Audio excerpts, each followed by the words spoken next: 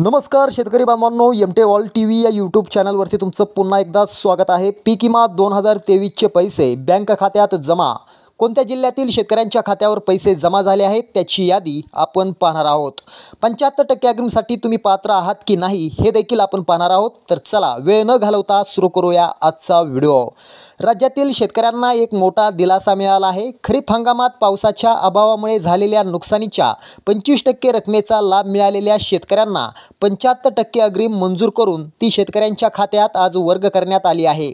खरीप हंगामात पावसाअभावी विविध नैसर्गिक आपत्तींनी शेतकऱ्यांचं मोठ्या प्रमाणात आर्थिक नुकसान झालं होतं। मात्र पीक विम्याच्या माध्यमातून शेतकऱ्यांची नुकसान भरपाई भरून निघणार आहे।